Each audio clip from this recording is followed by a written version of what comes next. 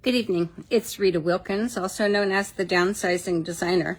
So it's Tuesday evening, and I always talk about something downsizing, decluttering, or interior design. And tonight our topic is going to be how to emotionally let go of your sentimental clutter. So I have a question for you. Do you hold on to things that are sentimental to you just because you're afraid that if you let go of them, you'll lose the memories that are associated with them? So several years ago, after our mom and dad passed away, my siblings and I were cleaning out our mom and dad's home, and the home that they spent so many years in, that they entertained a lot. We had many wonderful memories there. So when it came time to getting rid of some of this stuff, particularly the very large amount of china, crystal, and silver, none of my siblings wanted any of it because they just didn't entertain the way that mom and dad did. But I did, and I also had a big house. So I was excited and delighted actually to go ahead and take on all of that china, crystal, and silver. So when I say I took all of it, that meant all 16 place settings of china, crystal, silver, the large silver trays, the ice buckets, the serving pieces. It meant all of the huge crystal punch bowls and crystal cups that Dad would serve his eggnog in at Christmas time. But fast forward, several years later, I was selling my big house and downsizing from 5,000 square feet to 867 square feet. And obviously, I had no room for all of it. So I was emotionally attached to the beautiful things that Mom and Dad had and used, but now I had no room for it. So thanks to the wisdom of my sister-in-law, she knew how much it meant to me. And she said, Rita, why don't you just take 4 of each of those? Which is exactly what I did. And now, even to this day, I enjoy having 4 of the many beautiful things that Mom and Dad had. And then I had to let go of the rest. And I distributed it in very small chunks to my family, to friends. Anyone who wanted it would need it and use it. So why do I tell you this story? Because letting go of something that you are emotionally attached to is painful. But if you're trying to downsize, if you're trying to declutter, and you have to make decisions, it can be painful, but it's also very practical. So there's a reason that there are over 1,200 people that showed an interest in this Facebook Live tonight, which tells me that this topic is pretty important to many of you, and that's why I'm here, and that's why I want to share as much as I can about how to let go of that sentimental clutter. And as a way of saying thank you for being here tonight, I'm going to give away 10 of the workbooks that I created called the 5-Step Guide to Lose the Clutter But Not the Memories. So, and the value of it's $30. It's actually on our website, on my store. But tonight I'm going to give away 10 of them. So if you are interested, just put your email in the box, and just in the subject line, just say the workbook. And so I will be drawing tomorrow, and I'll send out 10 of them to the people that are selected. So whether it was china that was your mother's, or whether it's photographs from your kids growing up, souvenirs from various trips that you might have taken, baby clothes, or clothes from a deceased loved one, all of those things bring back memories, both good and bad. And it's of a time of your life, special people in your life, and also an event or a couple of events in your life. They're sentimental, and that you're attached to them. So your question then is like, how do I let those things go? So first, let's define what is sentimental clutter. It'll be different for each and every one of you, as it was for me. And as the saying goes, one person's trash is another person's treasure.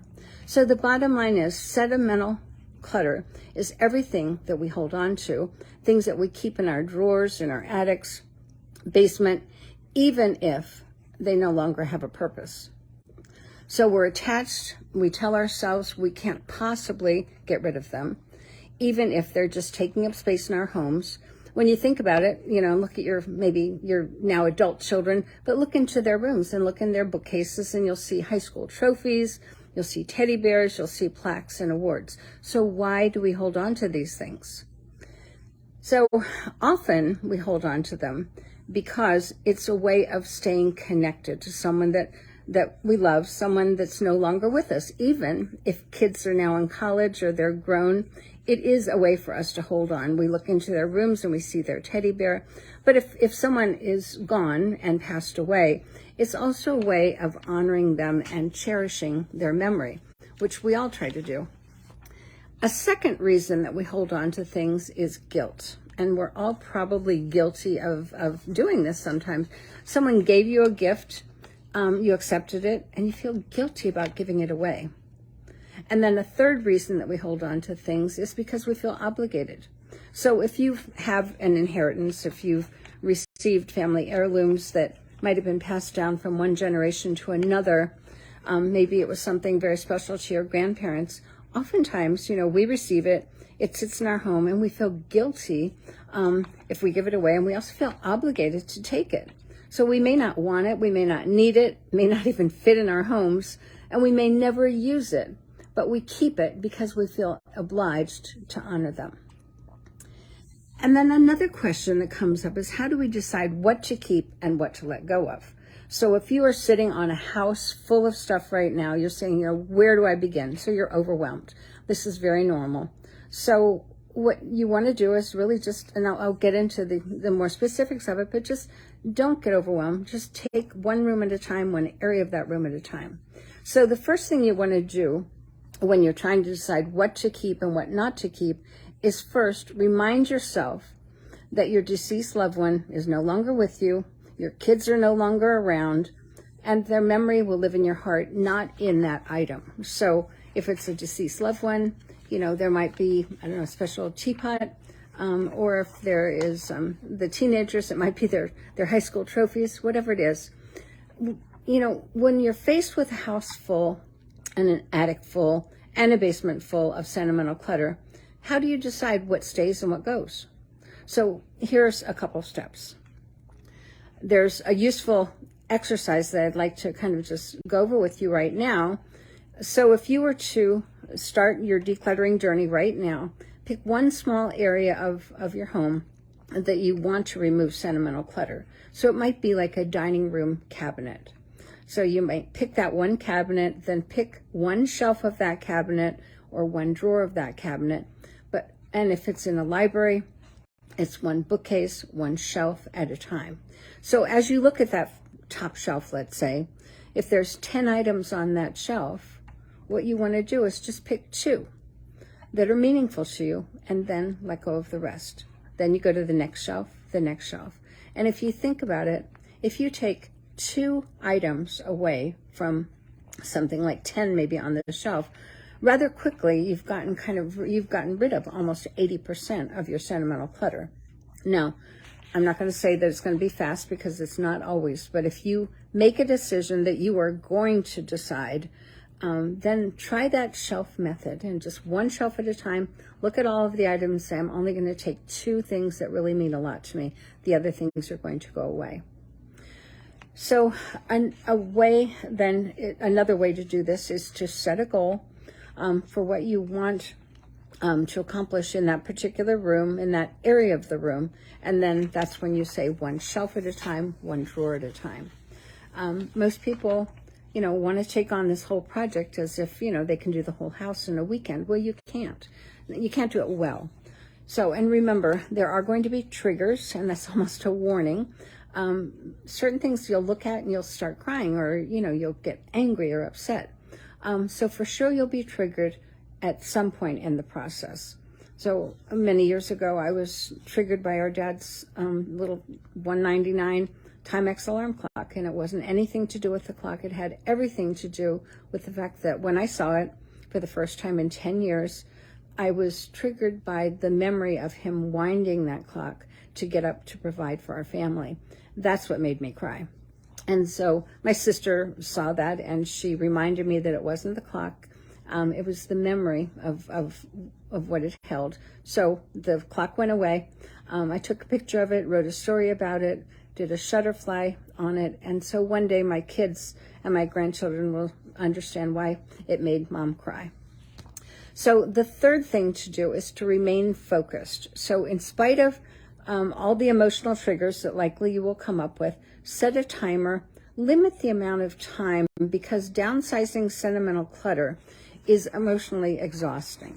And if you were to say, okay, it's a rainy Saturday, I'm going to spend an hour doing this, or 2 hours if you really get into it, but just be gentle with yourself, because this is an emotional thing and you're trying to declutter, but it's not going to happen overnight. So the fourth thing is, if you're stuck, ask for help. So have a friend or a family member kind of just be there for you. Let them love you and support you and help you keep on track. This is so important because we all tend to get, very involved in looking at certain things and then having memory after memory, and then we get off track and then the job never gets done. So this is especially true, if you're going through items from a deceased loved one. So when you think about going through their closets, going through some of their cupboards, everything you touch will bring back memories. So, but remember that if you want to downsize and declutter, you've got to bring yourself back home to the goal of downsizing, decluttering your sentimental items. You have to make those hard decisions. And over time, I will tell you, it's just like developing a muscle. It does get a little bit easier the more you do it. So when you're trying to decide what stays and what goes, keep asking yourself these 3 questions. Does it make you happy or not? If it doesn't, then you kind of know the answer already. Get rid of it. But does it make you happy, and does it bring back good memories? And if it doesn't, like maybe a wedding album from a previous marriage, something like that, that could trigger a lot of bad memories as well as some good. But if it doesn't serve you right now, then just release it and let it go. A second question to ask yourself, will you use it? And will it serve a purpose? Or can you display it somewhere where you can see it every day, on a bookcase shelf or in a cabinet, with glass, that memory is alive with you every single day when you walk by it. So, and then the third question to ask is, are you keeping it because you think you should? So often, more often than not, this is the primary reason people hold on to things, because you feel like, well, maybe I'll need it someday. Maybe my daughter will want it. I feel like I should have it. I feel guilty if I don't use it, if I don't keep it. So that's why so many people's attics and basements are filled with boxes of stuff like that. So remember, it's very normal to want to hold on to sentimental items. But when everything is sentimental, which it can't possibly be, when you have so much of it, then it really becomes more of a burden. So it's time to make the decision to let go and to keep only those few items that are very meaningful to you, that you will use or you can display so that you can keep that memory alive. So it serves no purpose at all to keep them in boxes in the basement, which so many of us do. Then it's a burden because it wears down on you, and that emotional clutter of, something's in those boxes and it's been there for years, you don't even know what's in it.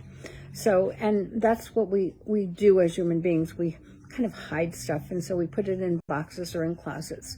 But if that is becoming a burden to you, then it's no longer useful, and maybe it's time to think about just making a hard decision and getting rid of it.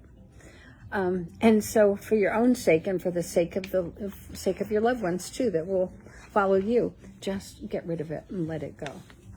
So I hope that this has helped tonight. Now remember, if you would like to receive one of my workbooks, let me grab it right here. It's actually on our website. It's called the 5-Step Guide.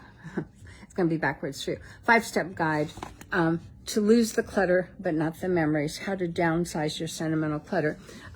We sell this on my website for $30. I am going to give away 10 of them tonight. So if you are interested, put your email address in the box, and in the subject line, just say workbook. And if you are chosen, then we will send it a PDF version to you, a digital version. It is a workbook, so there's a step-by-step guide.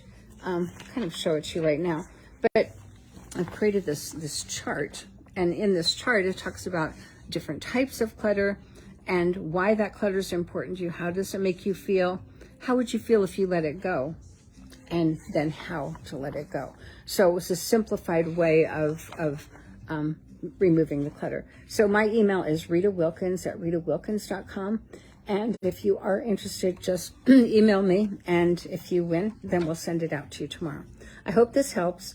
And I always look forward to getting your feedback. So if there's anything else that you want me to cover, over the next couple of months, right now we're creating our editorial calendar for September. Have a great night. Thanks.